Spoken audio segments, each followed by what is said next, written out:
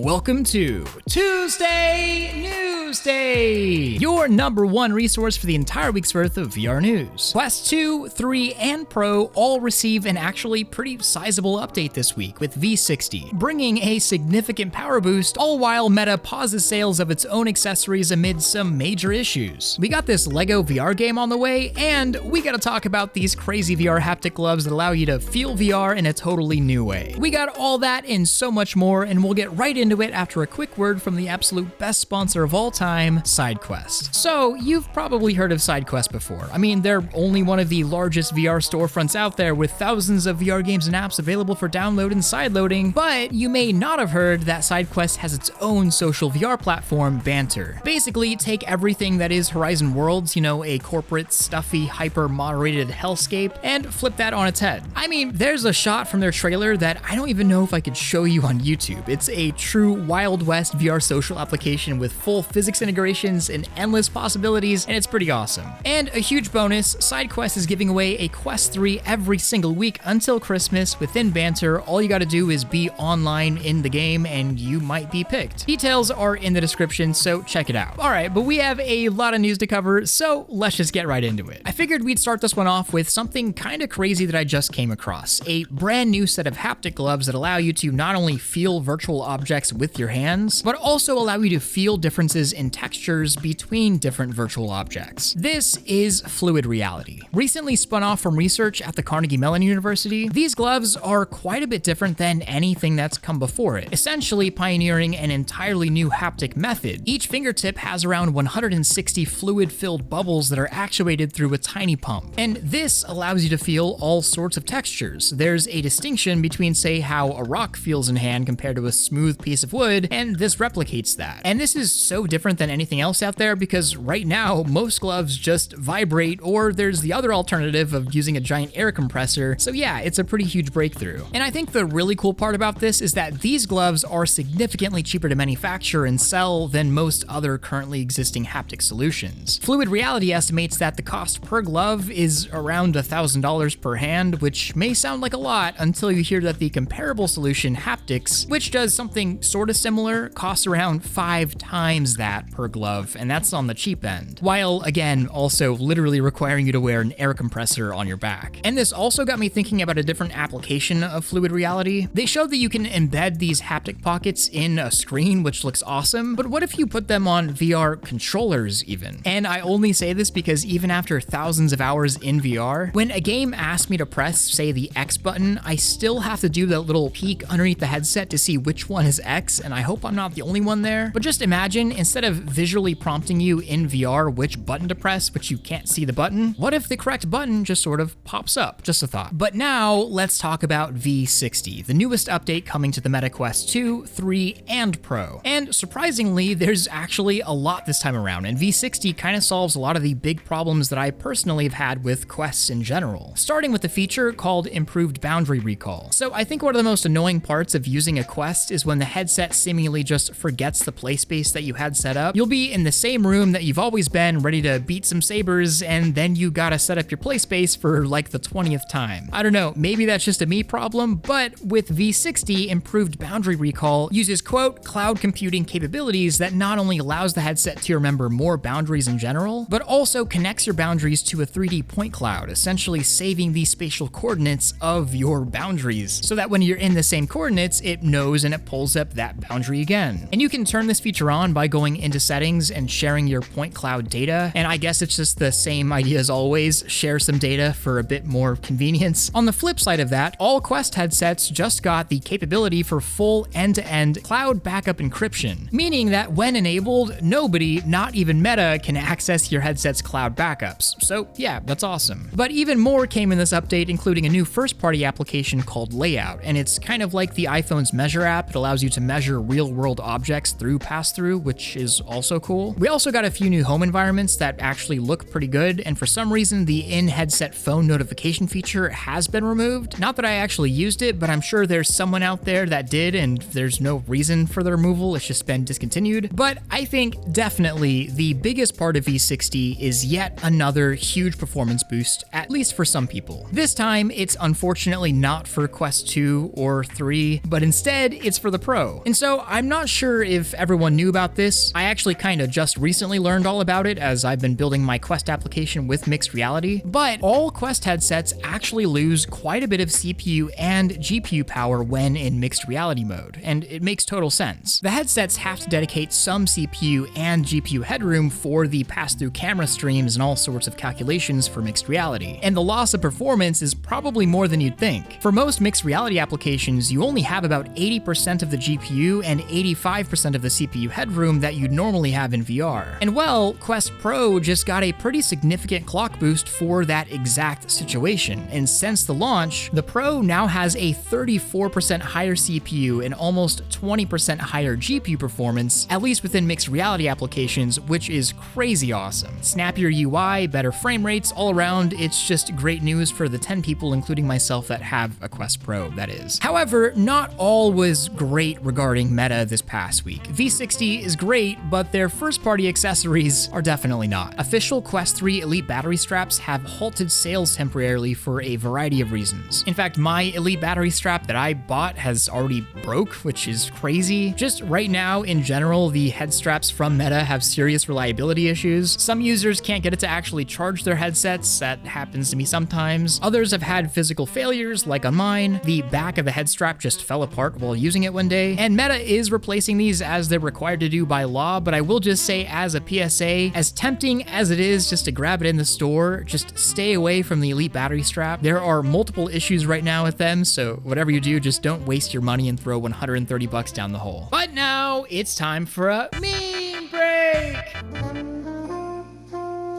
I think that being here with you, snuggled up, cozily, warm, and safe, is the greatest gift I could possibly ask for. I think the greatest gift is these virtual reality goggles.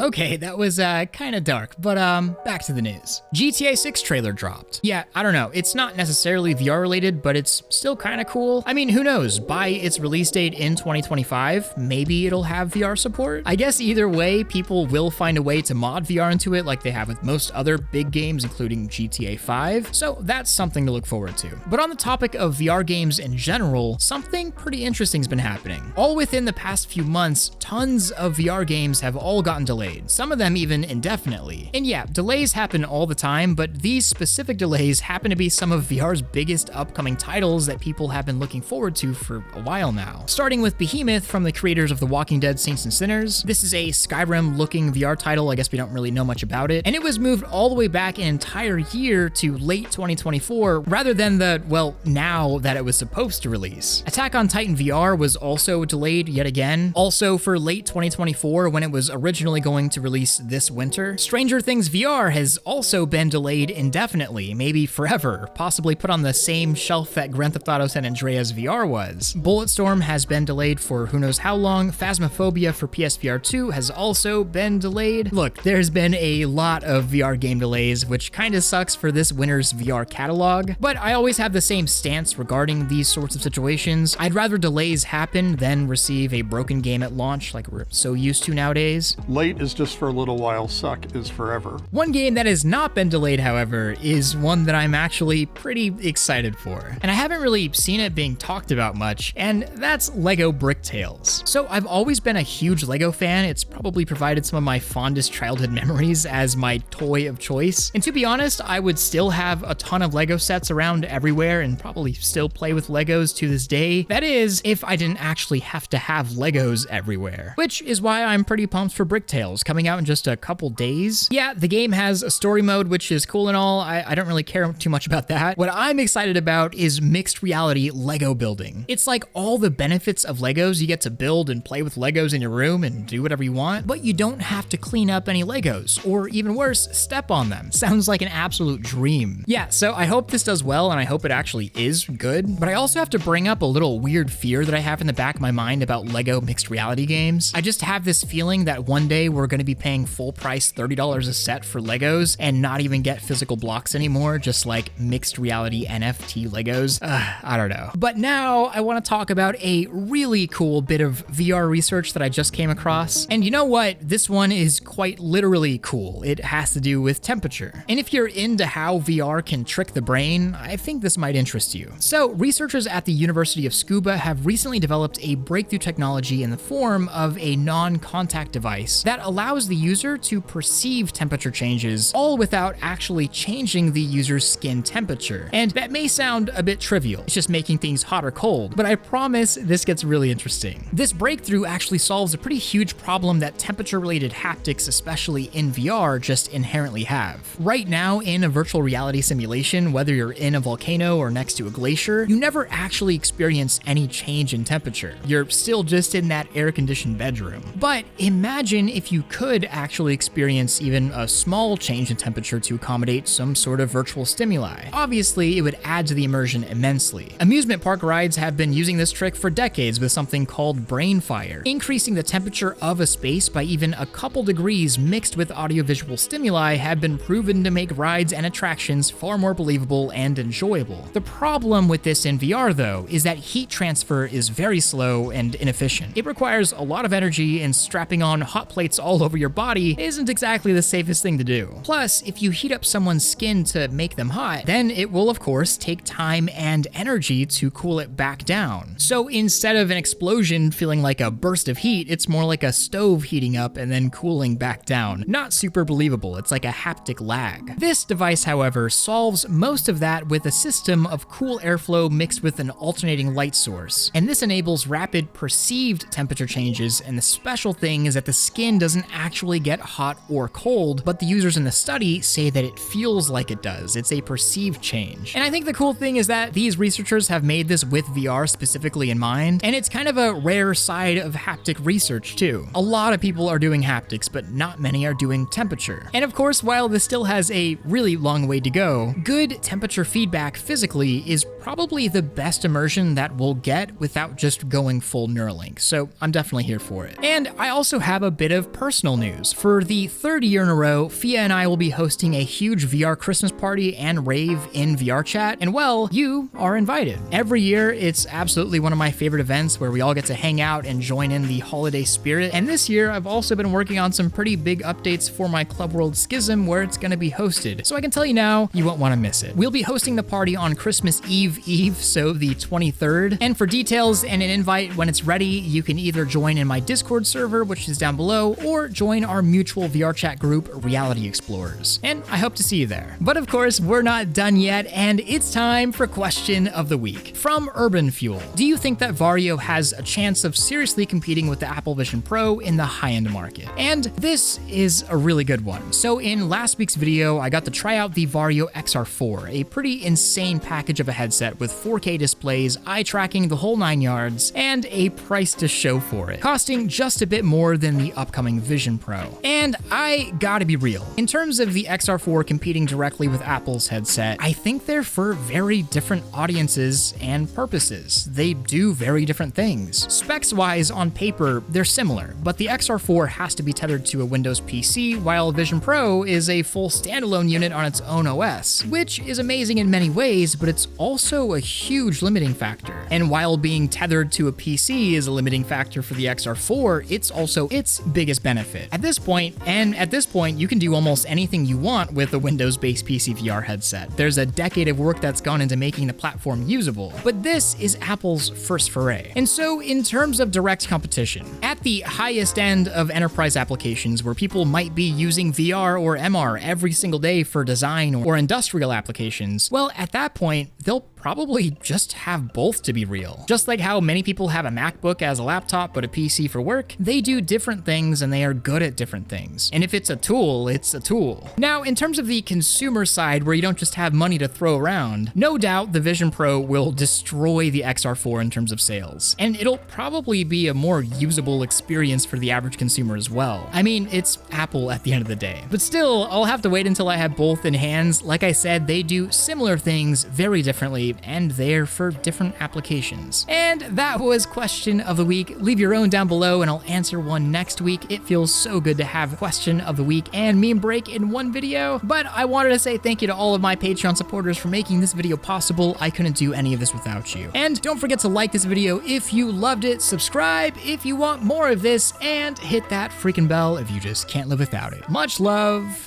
Thrill out.